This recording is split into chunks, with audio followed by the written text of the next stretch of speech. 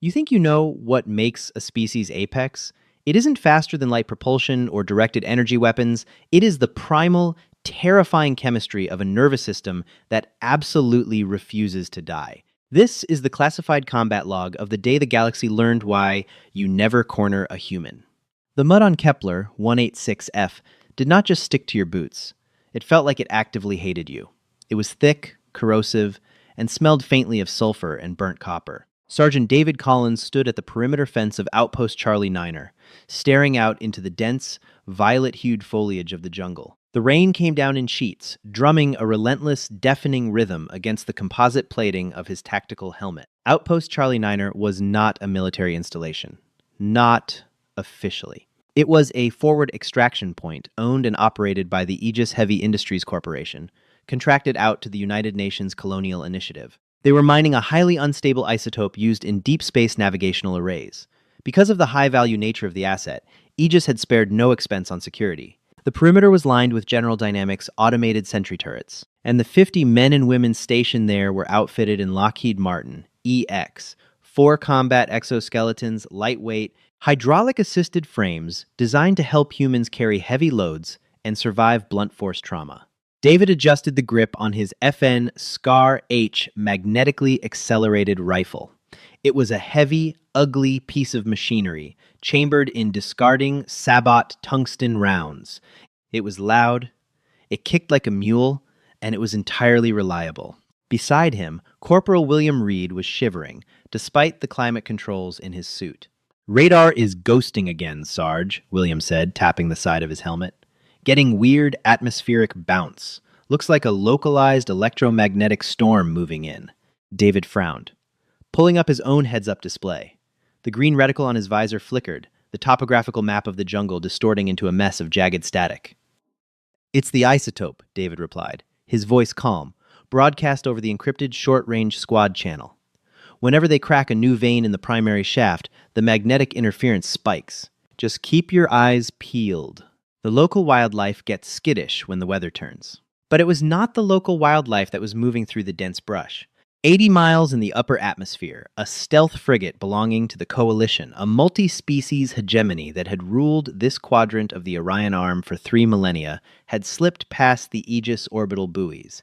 Commander Valerian stood on the bridge of the drop cruiser, watching the optical feeds of the primitive human settlement below. Valerian was a veteran tactician. His species, humanoid in structure, but possessing a highly refined, hypersensitive neural physiology, considered war to be a matter of precise surgical logic. They did not fight wars of attrition. They fought wars of absolute, instantaneous shock. Their weapons were designed not to tear flesh or shatter bone, but to overload the central nervous system of their enemies. In the history of the Coalition, no species had ever required more than a single volley to surrender. "Commander," the tactical officer reported, his voice a soft, melodic hum translated through Valerian's earpiece. "The interference field is active. The mammalian settlement is blind. We are in position for a decapitation strike." Valerian nodded slowly. "Execute. Leave the infrastructure intact. The isotope is the priority. Exterminate the guards with extreme prejudice. Let us see how these humans respond to the elegance of Coalition technology."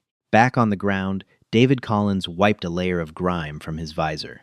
He was about to tell William to cycle the radar frequency when the sky simply tore open. There was no sound of approaching engines, no warning klaxon. The first sign of the attack was the sudden, blinding flash of ionized plasma cutting through the heavy rain. A beam of blinding blue light struck the General Dynamics sentry turret to their left. The turret did not explode. Instead, the air around it rippled with a concussive shockwave, and the internal circuitry instantly fused. Before David could even raise his rifle, the tree line erupted. Sleek, silver drop pods slammed into the mud, their doors deploying in a synchronized hiss of pressure. Tall, slender figures, clad in frictionless white armor, poured out, moving with an eerie, gliding grace. "Contact! Contact front!" David roared into his comms, the training taking over instantly.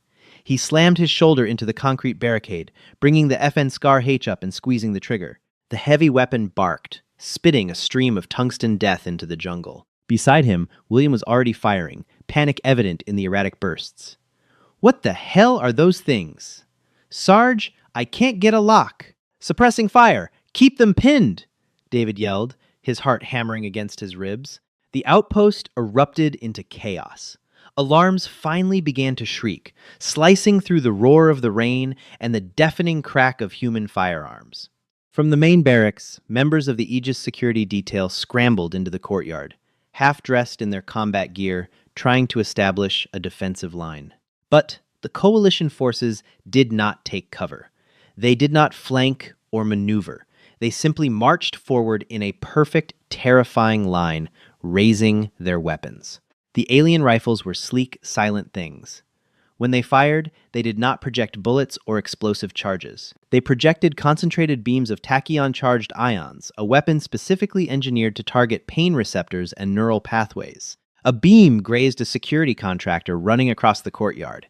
It didn't burn a hole in him, it didn't sever a limb, but the moment the energy touched his shoulder, the man dropped his weapon, let out a scream that sounded like his vocal cords were tearing, and collapsed into the mud, violently convulsing before going entirely, horrifyingly still. David watched in sheer disbelief. "Medical! We need a medic in the courtyard!" he screamed, but as he looked around, he saw the same nightmare playing out in every direction. Wherever the blue beam struck, men and women dropped instantly, their nervous systems completely overloaded, their hearts stopping from the sheer, unfathomable shock of the pain. They were being slaughtered, not by superior firepower, but by a biological hack. And the coalition soldiers were advancing, unbothered, stepping over the fallen with the cold detachment of exterminators clearing a nest. Commander Valerian watched the tactical feed from the safety of the rear echelon, 50 yards deep in the jungle foliage. His visor displayed the biometric data of the battlefield. The blue icons of his soldiers advanced steadily, while the red icons of the human defenders rapidly blinked out, one by one.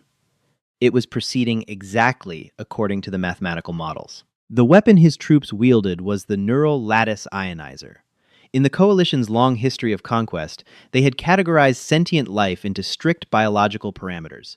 Every known species in the galaxy shared a common evolutionary trait: a deeply ingrained, highly sensitive network of pain receptors designed to protect the organism from damage. When these receptors were stimulated beyond a certain threshold, referred to in Coalition science as the Kalin limit, the brain would initiate an automatic, irreversible shutdown to prevent unimaginable suffering. It was a mercy, in a way. Brain death via catastrophic systemic shock. A 2% activation of the pain network was enough to drop a massive reptilian predator from the core worlds. A 5% activation was enough to kill a silicon-based behemoth. The ionizers were currently set to 15%. Overkill. Absolute, undeniable overkill. "Commander," the tactical officer reported, a hint of boredom in his tone. "The human perimeter is collapsing. Their kinetic weapons are primitive. They rely on localized explosive reactions to propel metal fragments. A few of our vanguard have taken kinetic impacts, but our kinetic shielding is holding. The mammalian physiology is remarkably fragile to ion shock." "Expected," Valerian replied, steepling his gloved fingers. "They are a young species. They build loud machines, but their biology is unrefined. Push the vanguard forward. Secure the main shaft of the mine. Leave no survivors.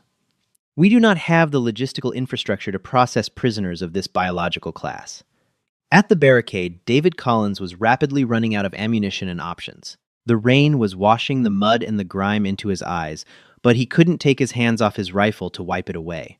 The smell of ozone was thick in the air, a sharp, metallic stench that overpowered the sulfur of the planet. William was still firing beside him, but the younger man was hyperventilating, his breaths coming in ragged, terrified gasps over the comms. "Sarge, my shots are bouncing off them! They have some kind of energy shielding!" William cried out as a tungsten round sparked harmlessly off the chest plate of an advancing alien soldier. "Aim for the joints!" David barked back, ejecting a spent magazine and slamming a fresh one into the receiver. "The shielding is kinetic. It has to have flex points for them to walk. Aim for the knees and the neck." David proved his point by sighting down his optic and firing a 3-round burst at the nearest alien's throat. The tungsten sabots found the microscopic gap between the helmet and the chest plate. The alien soldier snapped backward. a spray of luminescent pale blue fluid erupting from the suit. The figure collapsed into the mud, thrashing weakly. For a fraction of a second, the alien advance halted. It was the first casualty the Coalition had suffered on this world. In the rear, Commander Valerian's eyes widened slightly at the telemetry data. Unit 7 has been terminated. How? A lucky kinetic strike, Commander. It bypassed the primary deflector array, the tactical officer said, sounding more annoyed than concerned. Valerian's expression hardened. Unacceptable. Eradicate that specific defensive pocket. Authorize 40% ion output. Burn their nervous systems to ash. On the battlefield, 3 of the tall, white-armored figures slowly turned their featureless helmets toward David's barricade. They raised their sleek rifles, the muzzles glowing with an intense, blinding sapphire light. "Incoming!" David screamed, diving low behind the concrete. The blue beams struck the barricade. The concrete didn't shatter, but it instantly superheated, the moisture inside turning to steam and exploding outward. William shrieked as a glancing beam of blue energy clipped his shoulder. David watched in horror as William's entire body went rigid. The young corporal's eyes rolled back in his head, his jaw locking so hard David heard the teeth crack. William didn't even have time to fall. His muscles seized so violently that he remained frozen in a half-crouch for 3 agonizing seconds before his heart gave out, and he crumpled lifelessly to the ground. "Will!" David yelled, reaching out to grab his squadmate's armor. But it was too late. The biometric readout on David's HUD for William's vitals flatlined instantly. No bleeding. No visible trauma. Just instant, catastrophic death. A cold, primal terror gripped David's chest. He had seen combat before. He had seen men torn apart by shrapnel, burned by incendiaries. But this silent, immediate switch from life to death, it broke every rule of warfare he understood. He didn't have time to mourn. He didn't have time to think. One of the alien soldiers had flanked the shattered barricade, stepping gracefully over the smoking concrete. The alien raised its rifle, pointing the glowing muzzle directly at David's chest. David tried to bring his FN Scar H up, but the hydraulic servos in his right arm had been jammed by the exploding concrete. He was too slow. The alien fired. The beam of tachyon-charged ions hit David square in the center of his chest plate. The world slowed down. Commander Valerian, watching through the ocular feed of his vanguard soldier, prepared to log another instant biological termination. At 40% ion output, the pain receptors in the human's body would scream so loudly that the brain would effectively vaporize its own synapses in self-defense. The beam struck the hardened Kevlar and ceramic trauma plate of David's armor.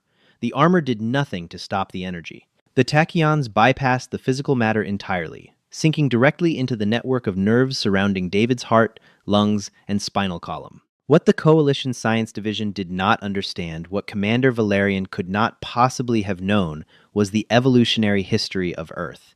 The Coalition species had evolved on peaceful, low-gravity garden worlds.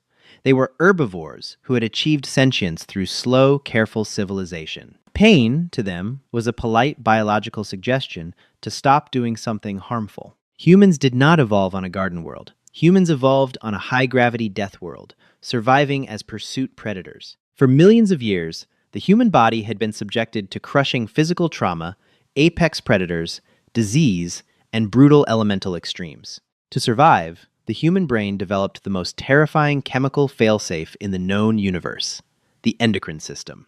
When the ionizer beam struck David, it simulated the most agonizing pain imaginable. It sent a signal to his brain that his body was being dipped in boiling acid, crushed by a mountain, and electrocuted all at once. By all Coalition metrics, David Collins should have died in a millisecond. Instead, the human brain registered the catastrophic pain not as a reason to shut down, but as an existential threat. In the span of a microsecond, David's adrenal glands dilated. A massive, lethal dose of epinephrine and cortisol flooded his bloodstream. His heart rate spiked from 90 beats per minute to 2 to 120. Endorphins, naturally occurring opiates stronger than any synthetic painkiller, washed over his neural pathways, acting as a chemical firewall against the ionizer's overload. The pain didn't kill him, it just made him angry. To the alien soldier standing 3 feet away, the human was supposed to drop dead. Instead, David Collins let out a sound. It wasn't a scream of agony. It was a low, guttural roar that tore from the absolute bottom of his lungs, a sound born of millions of years of primal, ape-like fury. The sound vibrated through the external speakers of his helmet, echoing across the muddy courtyard. The alien soldier froze, its weapon still leveled, the muzzle glowing faintly. For a brief, fatal moment, confusion paralyzed the coalition trooper. David's muscles, flooded with enough adrenaline to flip a transport rover, contracted with bone-snapping force. His jammed hydraulic exoskeleton screamed in protest as he forcefully bypassed the mechanical lockout, physically tearing the servo gears with sheer, drug-fueled human strength. He didn't raise his rifle, he didn't have the leverage. Instead, David lunged forward, closing the distance before the alien could cycle its weapon for a second shot. David slammed his Kevlar-plated fist directly into the center of the alien's featureless visor. The kinetic force of a biologically enraged human, augmented by the heavy metal plating of his gauntlet, was devastating. The advanced kinetic shielding of the Coalition armor, designed to deflect high-velocity projectiles, was simply not calibrated to register a slow, blunt-force melee strike. The visor cracked. The alien stumbled backward, letting out a high-pitched, melodic squeal of panic. David didn't stop. The pain in his chest was a roaring inferno, but the adrenaline had pushed it to the background, turning it into raw fuel. He grabbed the barrel of the alien's rifle, ripped it from the creature's grasp, and drove the heavy stock of his own jammed Scar H into the side of the alien's helmet. The composite material shattered, and the soldier went down in the mud, blue fluid pooling around its head. In the command center, deep in the jungle, Commander Valerian staggered backward, his hands flying to his command console. "What happened? Give me a tactical playback," Valerian demanded, his voice cracking with an emotion he had not felt in decades. "Fear." "Commander?" the tactical officer stammered, staring at the biometric telemetry on the main screen. The human, it took a direct hit. 40% ion output. The physiological feedback shows catastrophic neural trauma. Its nervous system is effectively destroyed. "Then why is it still moving?" Valerian shouted, pointing at the optical feed. On the screen, through the eyes of the remaining Vanguard soldiers, the nightmare was unfolding. David Collins was not just moving, he was advancing. His armor was scorched, smoke pouring from the center of his chest plate where the ionizer had struck. His breathing was heavy, ragged, sounding like a broken bellows over the open comms channel. He was bleeding from his nose and eyes, the sheer blood pressure from the adrenaline spike bursting the capillaries in his face. To the aliens, he looked like a broken, bleeding corpse that simply refused to lay down. David stepped over the fallen alien, dropping his jammed rifle. He reached down to his tactical belt and drew his sidearm, a hefty, archaic, .45 caliber combat pistol. It was a heavy block of cold steel, devoid of any advanced targeting optics. He raised it with a trembling yet terrifyingly steady hand. 3 Coalition soldiers turned their weapons on him. They fired simultaneously. 3 blue beams of tachyon energy struck David. One hit his left shoulder, one hit his thigh, and one grazed his neck. By Coalition biology, this was enough to kill a colony of their kind.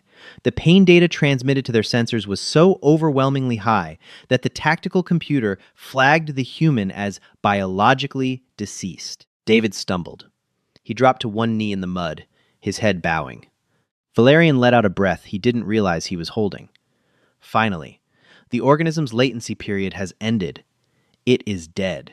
But in the mud, David Collins's brain was executing its final, desperate protocol. The human body is capable of tearing its own muscles off the bone, of snapping its own ligaments if the restriction of safety is removed. The brain disables these limiters only in the face of absolute certain death. David's head snapped up.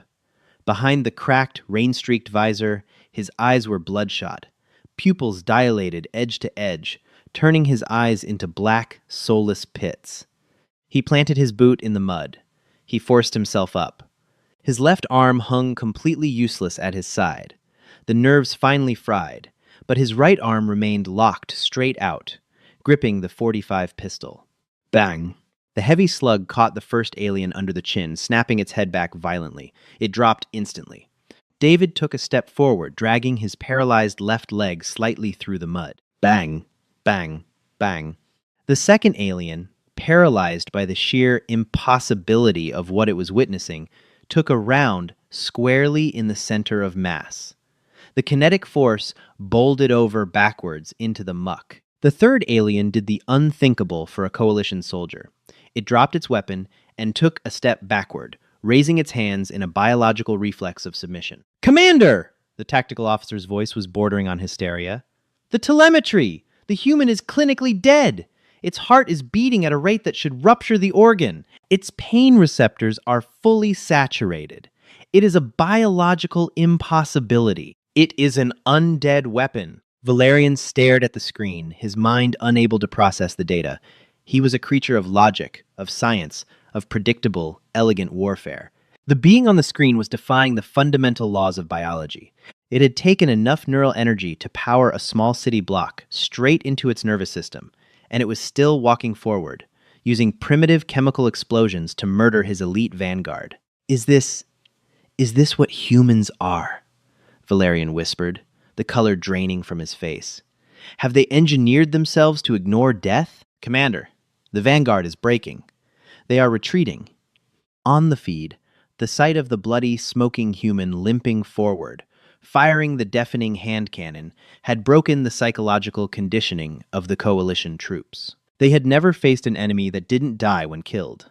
Panic, a contagious, deeply repressed evolutionary trait, swept through the alien ranks. They abandoned their perfectly organized lines, turning and fleeing into the jungle, dropping their sophisticated weapons in the mud. David Collins kept walking. Every step was an agony he couldn't even articulate, a symphony of shattered nerves and chemical fire. But the primitive part of his brain only had one objective: move forward. Eliminate the threat. Protect the pack. He reached the edge of the jungle, standing amidst the dropped alien weaponry. He slowly turned his helmet toward the thickest part of the brush, exactly where Commander Valerian's command post was hidden. Through the optical feed, Valerian felt as though the human was staring directly into his soul. "Shut down the weapons," Valerian said, his voice completely hollow. "Commander?" "I said shut them down! Deactivate the ionizers remotely," Valerian commanded, frantically punching codes into his console. "Broadcast the universal frequency of surrender on all open channels. Now!" "But Commander, we have the orbital advantage. We can bombard the settlement." Valerian grabbed the tactical officer by the collar of his pristine white uniform. "Look at the screen. Look at it. We shot it with enough energy to boil a neural cortex, and it merely got angry. If we bombard them from orbit, and they survive, what do you think they will do to us when they reach the stars? Broadcast the surrender. We yield the planet." The universal surrender frequency was an archaic, unencrypted burst of radio telemetry designed to bypass all known jamming fields. It screamed through the communication systems of Outpost Charlie Niner, a shrill, repeating trill that automatically translated into standard English across the Aegis tactical network: "Hostilities cease. Aggressor yields." At the edge of the jungle, the rain continued to pour, washing the glowing blue fluid of the coalition casualties into the dark, churning mud. Commander Valerian emerged from the dense violet foliage. He walked slowly, his hands raised, his featureless white helmet retracted to expose his face. He was pale, humanoid, but lacking the rugged, asymmetrical imperfections of a human. His eyes were wide, dark, and fixated entirely on the lone figure standing 20 yards away. Behind Valerian, the remaining 12 members of his elite vanguard followed suit, their weapons left in the dirt, their posture slumped in profound, unprecedented defeat. Sergeant David Collins stood his ground. His right arm was still locked out, the .45 caliber combat pistol aimed directly at Valerian's chest. To Valerian, the human looked like a nightmare, sculpted from ruin. The ceramic plating of David's Lockheed Martin exoskeleton was shattered, the underlying Kevlar weave singed and smoking. The human was bleeding heavily from his nose and the corners of his eyes, the sheer hydrostatic shock of his blood pressure having ruptured dozens of microvessels. "We yield," Valerian said, his voice trembling as the internal translator broadcast his words over the open channel. "The conflict is over. We power down our arrays. Do not fire." David did not respond. He simply stared, his dilated pupils turning his eyes into twin black voids. He was no longer a soldier making tactical decisions. He was a biological machine running on the absolute fumes of prehistoric survival instincts. The threat was still in front of him. The gun remained raised. Sergeant Collins, stand down! The voice barked over the local comms. From the shattered remains of the outpost barricades, surviving Aegis security contractors were cautiously advancing, their FN Scar-H rifles leveled at the alien prisoners. Captain Richard Hayes, the outpost commander, pushed his way to the front. "David, they surrendered! Drop the weapon, son! It's over!" Hayes yelled, stepping into David's peripheral vision. The moment the auditory processing center of David's brain registered the voice of his commanding officer, a recognized safe alpha of his pack, the chemical firewall collapsed. The adrenal glands instantly ceased production. The endorphins evaporated. And the reality of what the neural lattice ionizer had done to his body came crashing down like a collapsing skyscraper. David didn't lower the gun. He simply dropped it as his fingers lost all motor function. His eyes rolled back into his head, and he collapsed face first into the mud, his armor crashing heavily against the earth. "Medic! Get a trauma team out here now!" Hayes roared, waving frantically toward the barracks. Valerian watched in stunned silence as two humans sprinted across the compound. They were not wearing heavy combat armor, only lightweight fatigues marked with red crosses. Medic Sarah Jenkins and Dr. Robert Callahan hit the mud, sliding, dropping a heavy olive-drab medical crate beside David's motionless body. "He's unresponsive. Pulse is thready, heart rate is 190, and dropping fast," Jenkins shouted, her hands flying over the manual releases of David's exoskeleton. She ripped the shattered chestplate away, exposing the scorched, bruised flesh beneath his undersuit. "Pupils are blown." "He took a direct energy hit," Callahan said, pulling a massive syringe from the kit. "Massive neural trauma. The system is crashing. Give me 1 milligram of epinephrine direct IV push." Valerian stood paralyzed, watching the frantic display. His tactical computer was still running, analyzing the human medical response. He watched as the human doctor jammed a needle into the sergeant's arm, willingly injecting him with a synthetic version of the very chemical that had caused his biological system to overdrive in the first place. "They are poisoning him," Valerian whispered to his tactical officer, who stood shivering beside him. "The heart is already failing from overexertion, and they are accelerating it." "Doctor, we're losing him! He's in VFib!" Jenkins yelled, staring at a small biometric monitor. "Heart's out of rhythm. The electrical pathways are fried." Callahan gritted his teeth, tearing open the casing of a Zoll X-Series tactical defibrillator. He yanked out 2 adhesive pads, slapping one on David's upper right chest and the other on his lower left ribs. "Clear the deck! Charging to 200 joules!" Callahan shouted, his thumb hovering over the shock button. Valerian's eyes widened in absolute, unadulterated horror. He recognized the energy output building in the human medical device. It was a localized, high-voltage electrical charge. It was, for all intents and purposes, the exact same principle as the Coalition's neural lattice ionizers, only delivered via direct kinetic contact. "Wait!" Valerian screamed, taking a step forward. "What are you doing? His nervous system is already destroyed. You will vaporize his remaining synapses." Captain Hayes slammed the butt of his rifle into Valerian's chest, dropping the alien commander to his knees in the mud. "Shut your mouth and stay down," Hayes snarled. "Clear!" Callahan yelled. He pressed the button. The defibrillator discharged perfectly. 200 joules of raw electricity slammed into David Collins's chest. The sergeant's entire body seized, lifting violently off the mud as the shock forced every muscle in his torso to contract simultaneously. Valerian watched the biometric readout on the human monitor.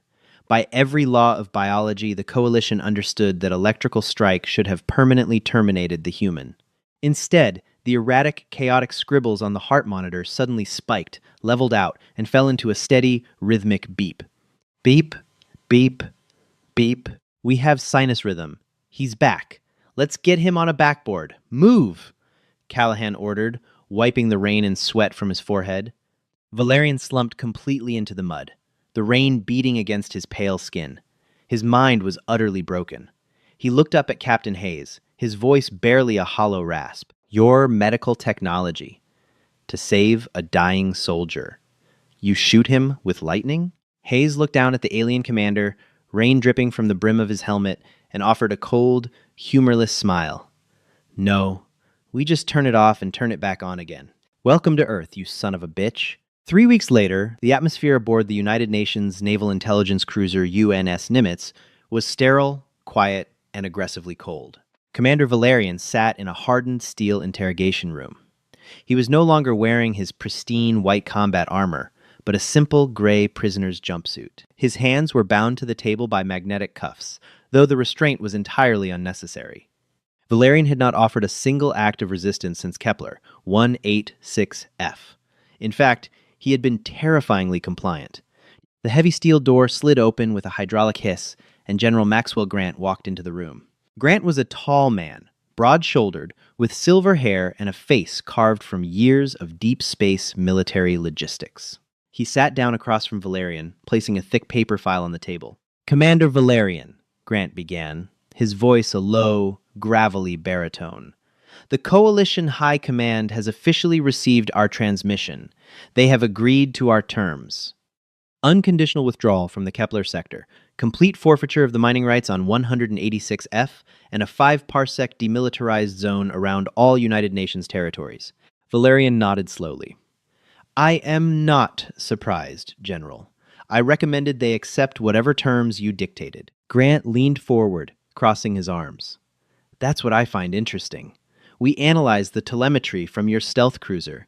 You had us dead to rights. You had orbital superiority, advanced energy shielding, and a biological weapon that, on paper, should have wiped out Outpost Charlie Niner in 5 minutes. Yet, you surrendered without a single human casualty to orbital fire. Your official report to your superiors was heavily encrypted, but we broke it. You advised them that engaging humanity in a war of attrition would lead to the extinction of the Coalition." "It would," Valerian said softly. "Why?" Grant asked, narrowing his eyes. "You lost one squad. You could have bombarded the outpost from orbit and taken the isotope." Valerian looked up, his dark eyes locking onto the general's. "Because, General Grant, wars are not won by weapons. They are won by psychology. My people have conquered 100 worlds. We did so because we understand the fundamental math of biology. All sentient life avoids pain. All sentient life surrenders when the bodily system reaches a state of catastrophic trauma." Valerian paused, a slight shudder working its way through his shoulders. "And then I watched your Sergeant Collins. We hit him with a 40% ion yield. We burned his neural pathways. We subjected his brain to a level of agony that would kill a cetacean leviathan. And his biology did not shut down. His biology weaponized the trauma. It flooded his system with chemical stimulants and forced him to keep fighting. He was clinically dead, General, and he kept walking." Grant's expression remained stony, though a flicker of undeniable pride danced in his eyes.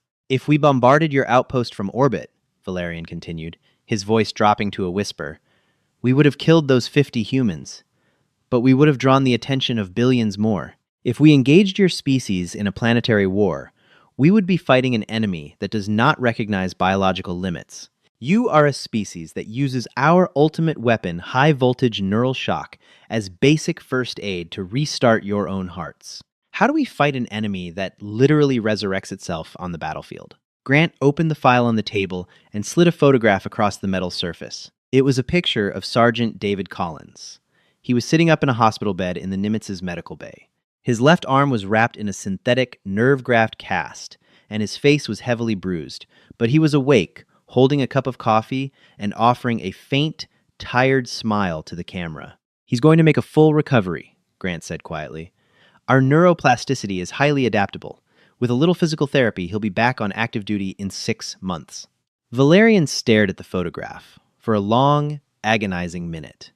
He reached out with a trembling finger, tracing the edge of the paper as if it were a forbidden artifact. "You are Apex," Valerian murmured.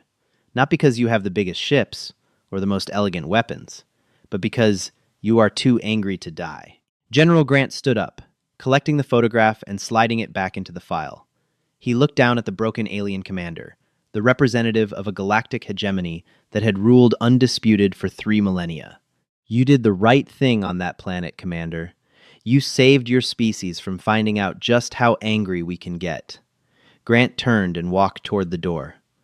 As it slid open, he paused, glancing over his shoulder. "Tell your superiors to respect the boundary lines, because if they don't, Next time, we won't stop walking. The door sealed shut, leaving Valerian alone in the cold room, staring at the empty table, forever haunted by the ghost of the human who refused to die. Did this classified combat log leave you breathless? Humanity's primal refusal to surrender isn't just science fiction. It is written in our very DNA. If you loved this deep dive into the true meaning of an apex species, hit that like button and share it with a fellow Earthling. Don't forget to subscribe to the channel and ring the notification bell for more epic, adrenaline-fueled sci-fi stories every week. Stay strong and never stop walking forward. Hi, my name is Tran Truong, the owner and manager of Palace Truths. After watching the video, the human kept walking after getting shot. The alien commander immediately surrendered. I'd really like to know what you think. How did this story make you feel? What stood out to me most was the sense of determination running through the story. Watching a character refuse to quit in the face of overwhelming odds creates a feeling of respect and admiration.